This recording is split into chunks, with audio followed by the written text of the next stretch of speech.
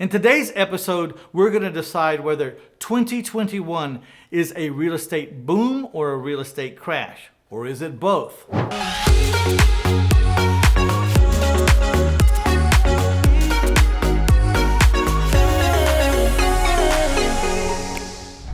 Now here's the thing. We already know that 2021 is starting off with a boom. And we're going to compare some of the stats today in 2021 to the same day last year in 2020 and see how things have changed. But the big question is, how will we end up in 2021? Let's start with the bad news. So the biggest, most obvious thing that is down is inventory. Inventory has decreased 48% in February of 2001 compared to February 2020. Now, a lot of this is because of the pandemic, and it's predictable. People did not want other strangers in their home because of the pandemic. So normally when they would have started listing houses, they decided to put that decision off, and people just didn't put their houses up for sale for that reason. Evictions and foreclosures were postponed on the state level and at times and currently at the federal level. So you weren't getting any of those houses that naturally come into inventory through evictions and foreclosures. Why were there no evictions or foreclosures?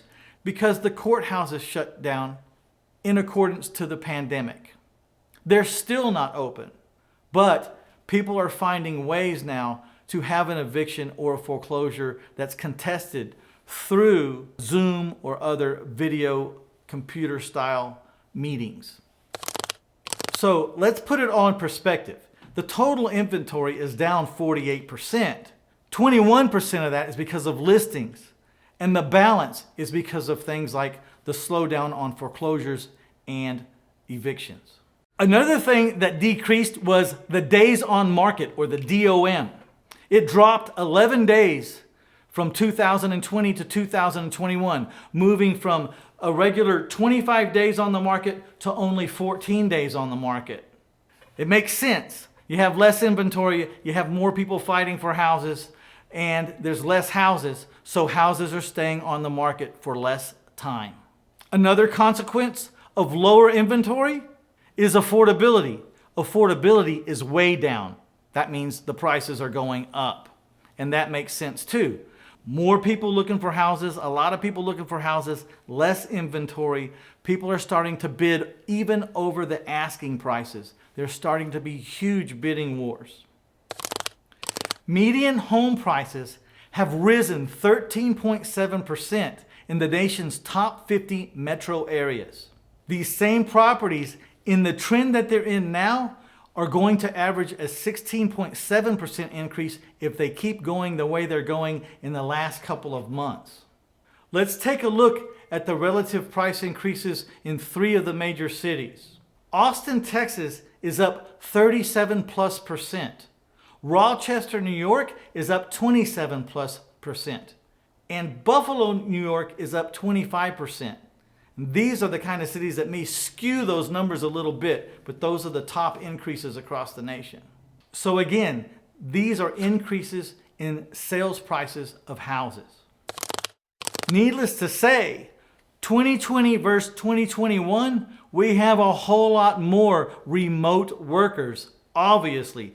In fact, the world may be changed forever. A lot of companies learned that they didn't need so much lease space, that they didn't have to hire just in their market, or that they had to shut down because of the pandemic. They simply got people to work remote, and it was a big eye-opener. It's going to be interesting to see how this trend goes forward. We may never be the same again because remote workers are at an all-time high, and I'm not sure they're going away. One of the things I learned personally about remote workers was it completely opened my market as to who I can hire. I used to think I could only hire someone in my town because they had to come to my office. But when the idea of remote workers came in, all of a sudden I can hire anywhere in the nation or in the world for that matter. This helps me find the exact person I need. It makes it easier for me because I just have millions of more prospects than I used to have. So if anything good came out of COVID, maybe that's one thing. So it only goes without saying, since prices of homes are going up, so are the rents. On average, the rental rate for a 2-bedroom bath has gone up 3.8%. And a 3-bedroom house, the rents have gone up 4.2%. These are just little FYI facts so you can see the trends. What's driving all these buyers into a market where there's less inventory? What's driving all this rent to go up? Well, it's a function of the low interest rates. Interest rates are at an all-time low, unbelievably low. I personally got a 15-year mortgage at 2.857 the other day, signed the papers and everything. It was fast, okay? Even commercial or rental loans, I'm paying 3.8% or 3.75% and getting 10 and 15-year amortized loans. These are incredible rates. To me, it's almost like free money. It's no wonder everyone's out there trying to buy a house, and that competition's what's driving the price up. I know personally from trying to buy a house for my niece. We wanted to buy a house in San Antonio, Texas under $200,000. It's not a big problem in San Antonio. We have relatively affordable markets, but it's changing quickly. Every house we went to had multiple offers within hours, and I do mean hours. A lot of those offers were $10,000 and $15,000 and $20,000 and $25,000 over the market. Today, all across the nation, realtors are having documents being signed along with the offer that when the house does not appraise for the price that is being offered, the buyer has to bring the difference in cash. So you have a house that's appraised for $350,000. The bid goes all the way up to $450,000. The house isn't going to appraise for $450,000, but the buyer is going to have to bring in an extra $100,000 to make up the difference if the house doesn't appraise. So that's how crazy it's getting.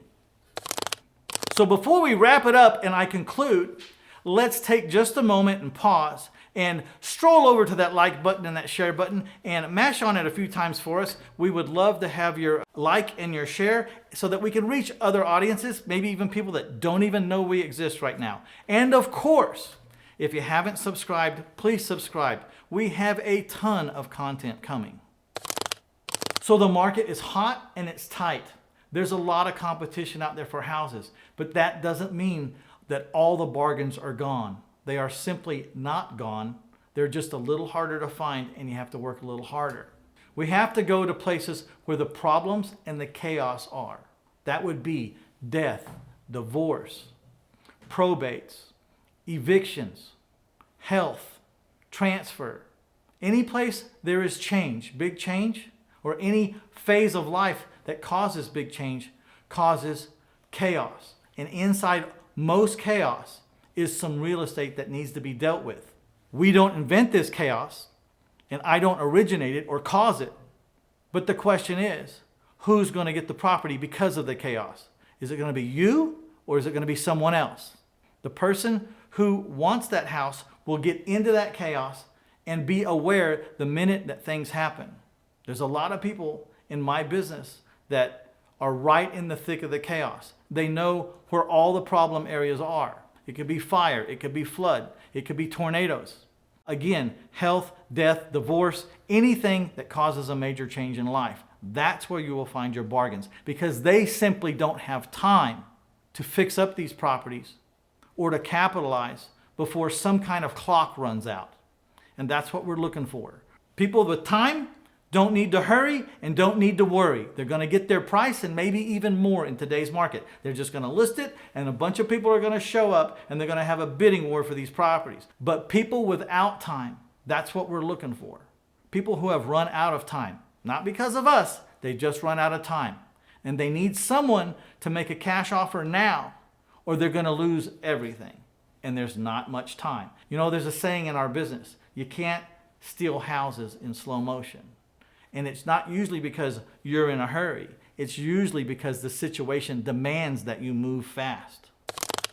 All right, that concludes this episode. I would like to finish up by offering you a free webinar called Creative Real Estate Investing. Just go to 1000houses.com/free stuff and get your webinar. It'll be downloaded digitally and you'll be watching it within seconds. It will be very worth your time, I promise.